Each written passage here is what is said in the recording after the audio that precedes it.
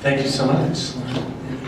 Thank you, first of all of you, for coming tonight. That's what I want to communicate to you most importantly. It's so wonderful to have you all here and to experience such support and encouragement for this apostolic church.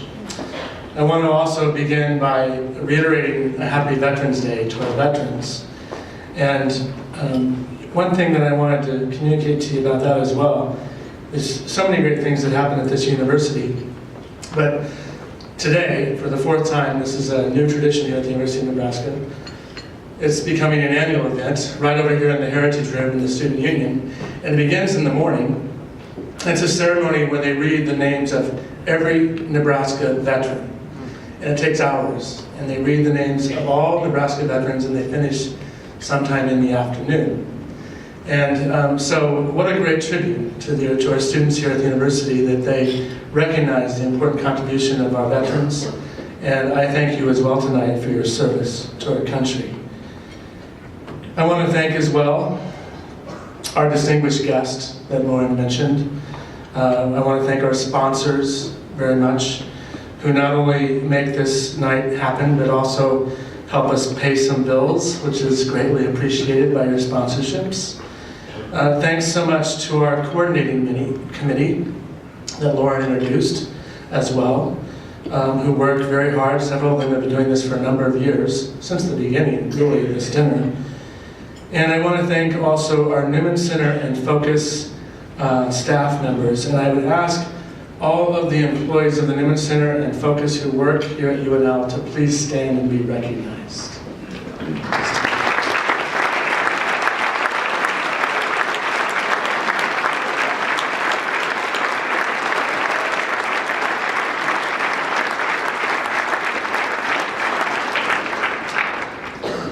I want to give a special shout out tonight to one of our employees. I hope she's not going to be upset with me for this. She actually doesn't work for the Newman Center, she works for Focus, but we're really all family and we all work together as a team. But she has a special day coming up tomorrow. Mary Pat McBride is celebrating a significant birthday. I think it's like 40, right? Yeah. And I want to wish her a happy birthday and ask you all to please join me in singing Happy Birthday to you, Happy Birthday to you, Happy Birthday dear Mary, Happy Birthday to you.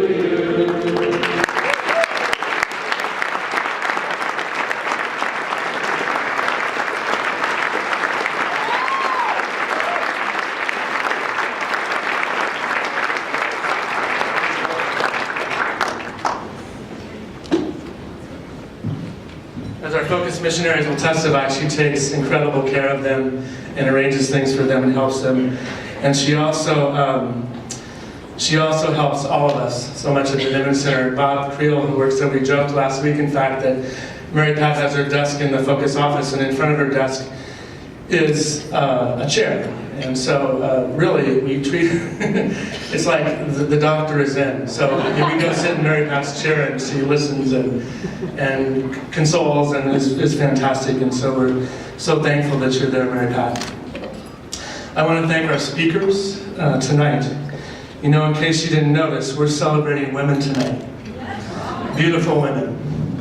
Mother Teresa of Calcutta, St. Teresa, Marie Foley, who is a great, wonderful young woman who serves beautifully on our Newman Center Executive Board and is always willing to help whenever she's asked. She has a very busy schedule, but she always is willing to help out. And then also to Heather and Becky. So great that you were here tonight, and I really am thankful for your talk and everything that you said. Certainly, I am inspired by this great Catholic community in Holdridge. In fact, they come in usually, we try to get together once a year, they come to my house for dinner in the summer, and we have a great time. And Heather and Becky asked me recently, or a few months ago, to do one of their podcasts at 8 o'clock, right? 8 o'clock, yeah. So I'm up and it's like 7:50 and I'm like, well, I wonder if they're going to call me or if I'm supposed to call them. And so I text Heather And she said, "Father, it's 8 o'clock tonight." I was like, "Oh, yeah, you have little kids, I'm sorry. Yeah. 8 o'clock in the morning doesn't really work for a podcast. Got to have their husbands home to watch the kids so they can do it." So, but they're just doing a beautiful thing, and I was very inspired, as I know you were too, by their story and their yes to God. And finally, thank you to our students. Some of them are here tonight, but there are so many that couldn't be here tonight. And you're why we're here tonight. Because this apostolate is here to serve you and to help you know the love of Christ for you and to help you hopefully fall in love with Him. There's a lot that's happened in this apostolate, the Newman Center, since the last time that we gathered a year ago for HuskerCatholic Live.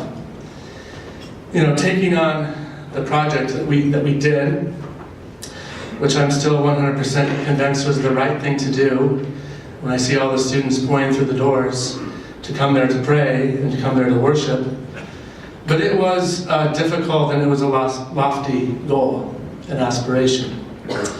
You know, as I tell people, almost our entire apostolate is funded by people who don't worship at our church. It's not their parish. They simply believe in the work that we're doing and are supportive. And that's why I'm so thankful that you're here tonight and for your support. And that you believe in this work of the church, this outreach to college students here at the University of Nebraska. It's been an interesting year, and I won't want to paint an accurate picture of what's been going on. Certainly we've had our struggles and our challenges this year. To keep up, not only with our operational budget, but also by making our payments back to the Diocese of Lincoln for the loan that they gave us to help build the church. We're behind in those payments. If you haven't heard that on the street, it's true. We got cut up a little bit, but we're still behind. And we're taking our steps to try to do our best to address that. We made some budget cuts just recently in our budget.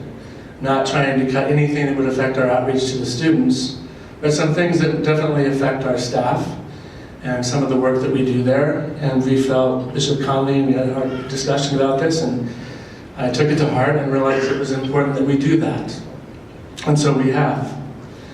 Bishop Conley has generously offered his time to join me in meeting with several donors now, asking them for additional gifts. This is our 5th meal together since Wednesday night. You don't have to see me for a while tonight, Bishop. Give you a break. But he's been a champ. He's been a champion about all this. And we're also waiting to hear back on some larger gifts that we were given the opportunity to make a request for that could make a huge difference in our situation. And so I ask for your prayers for that. There's one other person who's here tonight, not only has been on our staff, but Bishop Conley, who's been really helpful, who also has been helpful in understanding our situation and trying to help us out with that, and that's Tracy Lockwood. And Tracy, I want to have you actually stand and be recognized. Where are you?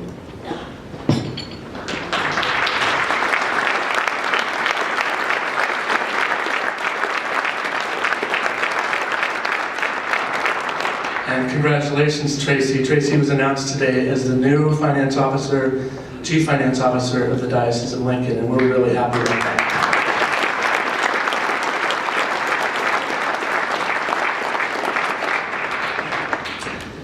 I want to again thank our students for the way they responded, because I've talked with them about this situation. I want them to realize what is being provided for them and not take it for granted.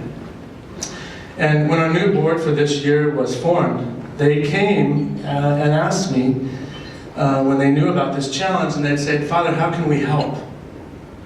How can we help in this situation?" And I was very encouraged by that, and there was an easy answer to that question for me. Out of the Carmelite monastery in Agnew, there's a beautiful little side shrine to the Infant of Prague. And above that statue, in that little shrine, are these words painted in gold: "The more you honor me, the more I will bless you. It's one of my favorite little spots to go and to pray. And so when they asked me what they could do, the answer came very quickly. Since the time that I've been chaplain at the Newman Center now, in my 19th year, we've had Eucharistic exposition and adoration 5 days a week for a total of over 20 hours during the course of the week, and students come and pray in front of the Blessed Sacrament during those hours. And so, to use a phrase that my friend Curtis Martin is saying all the time, I told them, we need to double down right now. And I want to expand our adoration time and more than double the hours of exposition and adoration. I want to start at noon every day. And so the students will be praying here in front of the Blessed Sacrament from noon until 10 p.m. every day, Monday through Friday of the week. They were a bit skeptical that they could get that many students to sign up, but they did it. And not only did they get students to cover every hour, but when you go into the chapel, the Lady Chapel in the afternoon now, or in the main chapel in the evening, and the Blessed Sacrament is there in the exposition, there's not just 2 students there to cover every hour. There's at least 4 to 12 or 15 students there praying at any given time in front of the Blessed Sacrament. The challenge has not, that I brought up to you, has not gone away yet, but it feels really different than it did 3 months ago. Because when you face a challenge in your life, and you get on your knees in front of Jesus, there's a remarkable change that takes place. And I can testify to that now, after these last 3 months. We've experienced it in these last 3 months. In one of our recent directors' meetings, we even had a conversation about this, about how it just feels different around the Newman Center this year. And we've experienced so many blessings already. So many great things that are happening in the ministry this year that I can't speak to you about all of them or we'd be here all night. One example that Lauren mentioned is our upcoming Sea Conference. Our missionaries work hard every other year to attract students to go to the Sea Conference because it's a rather life-changing experience for many of our students who go. And they work hard until the middle of December to get students to sign up, and at the end of it, they're exhausted, quite frankly, by the efforts that they make. And when I was in Philadelphia a few weeks ago making seminary visits, I had the occasion to talk to Ashley on the phone, and she said, "Father, did you hear the news?" And I said, "No." She said, "We already have over 270 students signed up for pre-registration for the Sea Conference." It's never happened before like that, has it? No, never happened like that. So we'll be taking not only 300, we'll be taking more, probably like in the range of 350 to 400, 7 or 8 buses of students to San Antonio for the first week of January for the Focus Conference. And so we are experiencing this incredible blessing. And I think the willingness to make sacrifice and to do some cutting in our budget and to spend extra time in prayer before Jesus in the Blessed Sacrament is helping immensely in this situation. Because while, yes, the need is still there, it feels a lot different, as I said 3 months ago. I want to say a word, of course, about Mother Teresa tonight, because it was easy to choose her as the focus of our dinner. She's really the focus of our year at the Newman Center. You'll see our students wearing t-shirts with her image on the back. You'll see a banner on the side of the building as you drive by. It says, you know, "We don't know what a simple smile can do." A quote from Mother Teresa. And she is hands down. You know, the Gallup organization came out with this in their research some time ago. And I used to work for the Gallup organization before I went to the seminary, so I took note of it. But through their research, they believe and they say that Mother Teresa is hands down the most universally beloved figure of the 20th century by any means whatsoever around the world. She is more universally loved than any other figure around the world. What an amazing life, so small in stature. But she was at the same time a remarkable woman who demonstrated incredible determination. In a 1988 interview for Time magazine, she was asked, "People who work with you say that you are unstoppable. You always get what you want. in her simple way, she responded by saying, "That's right, all for Jesus. All for Jesus. I get what I want for him." And she inspired so many of us, right? To want to be our best selves. When you saw what she was doing, it inspired us to want to go deeper, to want to live more radically this call of love, that we're all called to love as intentional disciples of Jesus Christ. I never had the opportunity to meet her. I came close once, but that opportunity fell through. I do have a miraculous medal that was given to me from her, that she gave to a group of seminarians. And I was inspired by that medal that I received from her. I still have it. And one of the things that happened in my life as a result is that the prayer that's on the miraculous medal, "O Mary conceived without sin, pray for us who have recourse to thee," is a prayer that I say repeatedly over and over every day, at different times of the day, because it's quick and it's easy and it works. This prayer to our Blessed Mother. But to bring up this idea of the ripple effect again, that Becky and Heather talked about, the ripple effect of Mother Teresa's life is incalculable. Even though I didn't get to meet her, I can say that her yes to Jesus helped me give my own yes to Jesus. You see, when I was discerning my vocation to the priesthood, I was fighting this call tooth and nail.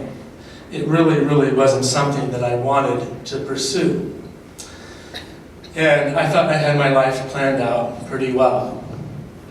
And then two buddies of mine, Bill Matern and Paul Morin, decided to go one spring break to New York City for spring break. And they wanted me to go along.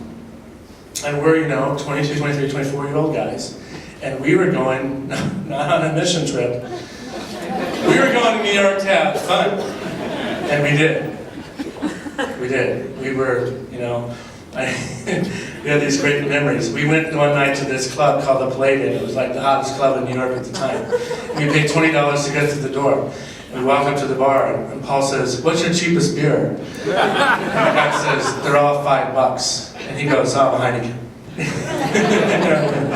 We had these great fond memories of that. But while we were there, we went to see Bill's brother Matt, who was giving a year of his life working at Gift of Love in Greenwich Village. This was a house that Mother Teresa had opened up to take care of men who were dying of AIDS. And if you remember and recall, there were a lot of things we didn't know about AIDS at the time in the 1980s. People were scared by it. And Mother Teresa opened a home for these men. And so we went there during the course of the week, 3 or 4 times. Sometimes just to pick Matt up, sometimes we spent more time there. We met the men that the sisters were taking care of.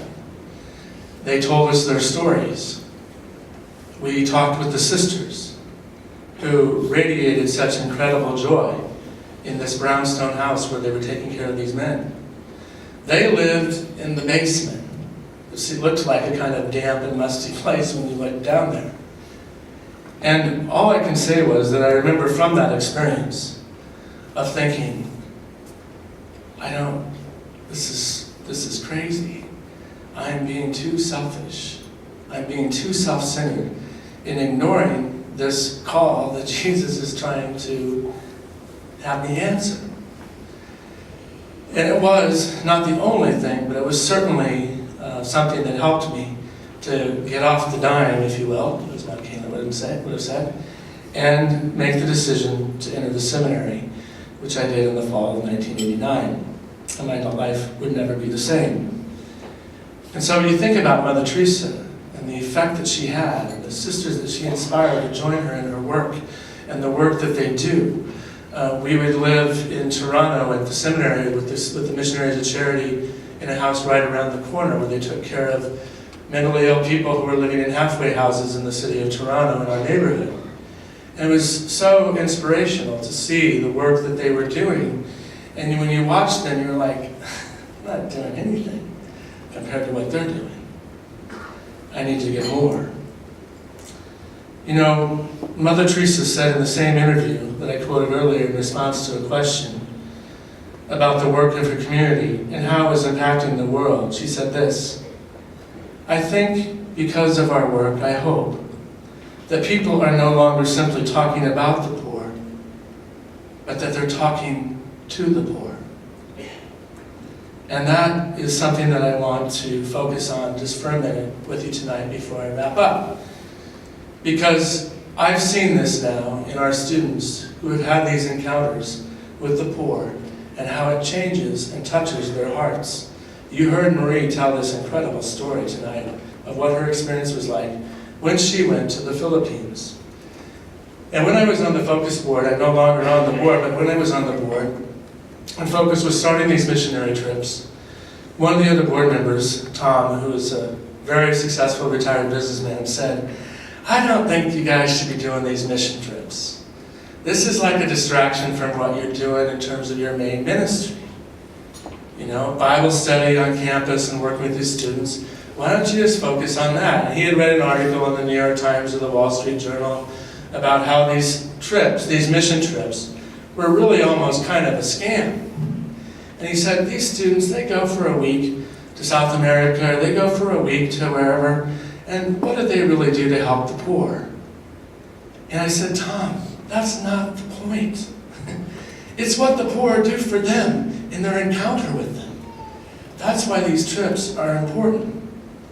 Because you can have a student in Bible study for an hour for a week for 15 weeks of the semester, that's 15 hours. But when you take a student to Peru, into the mountains, and they have no cell phone, and they can't run to the bus station or to the airport to run home, they have to think about their life. And they're there for a week or two, sometimes 3. And it changes their hearts. I've seen it happen over and over and over again in these encounters that they have with the poor. Our students, many of them go on these focused mission trips, but one of the things that many of our students have fallen in love with recently is a relatively new apostolate in the Catholic Church called Christ in the City. Christ in the City is an apostolate in Denver, Colorado. And it was the brainchild of a friend of mine by the name of Jay Reyes, who ran Catholic Charities in Denver for a period of time before he moved where he lives now in Virginia, and he works as the head of the United States Catholic Conference of Bishops' Office of Justice and Peace. And Jay had this novel idea that Catholic social services, in its outreach to the poor, should not be just simply taking care of their material needs, clothes on their back, food in their stomach, but that they should be paying attention to their dignity as persons and spending time with them and loving them. Kind of a novel concept. And so he started this program where he asked young people to, in similar fashion to Focus missionaries, give a year of their life or maybe 2 years of their life, and they do a street outreach with the homeless on the streets of Denver. We have a number of students from Nebraska who have gone and have been a part of this ministry, and some who are there now. We had over 20-some students who went last spring break and spent the spring break in Denver, not going to clubs, but doing outreach to the poor. We had students this summer who went to Philadelphia, who spent a couple weeks there working with the homeless in the city of Philadelphia. And when they come back and I listen to them, I can hear in the way they speak how that experience changes their hearts. Marie, in fact, is a student who's been to Christ in the City as well as the Philippines. And it's a beautiful, beautiful change in their heart. And so I wanted to focus and tell you about that tonight because we haven't talked about it before, and it seemed appropriate to when we're talking about Mother Teresa of Calcutta. This important work of teaching our students to step outside of themselves, to live their lives truly for others and not themselves. Because as we all know, hopefully, in our experience of living the faith, the irony is that the more we focus not on ourselves but focus outward towards others, the healthier we are in terms of our own life, in terms of our own spiritual life. And so I'm grateful for these students who've had these experiences and how it's changing their hearts, and watching it impact their decisions about how they're going to live their lives after college. They're not just graduating thinking, okay, I gotta make a good career for myself, I gotta da-da-da-da-da. No. They really want to live their lives for others. And it's an incredible inspiration. And I never tire of seeing that experience happening in the lives of our students. So again, I thank you so much for being here tonight. I thank you for the support and that you give. I hope you can see by your experience here tonight, of listening to our other speakers especially, God is doing His work in this apostolate of the Newman Center. He is touching the hearts of many, many, many of our students. There are many more lives we would like to see Him touch. We want to keep trying to do our best to grow our outreach to our students and to serve them. But it is beautiful to see it growing more and more all the time. And so thank you for that. I want to end tonight now by introducing to you one more speaker who wants to say a few words to you tonight. He has been so wonderful and so helpful, especially as I mentioned earlier, trying to help us work through this time of challenge and this time of struggle. And he's really stepped up and tried to do his best to help us so that we can move forward with the Diocese Pride back, so that other people who have worthy things to do can move forward in their projects as well. And so I thank you, Bishop Conley, and I welcome you now to the podium. Please join me in welcoming him.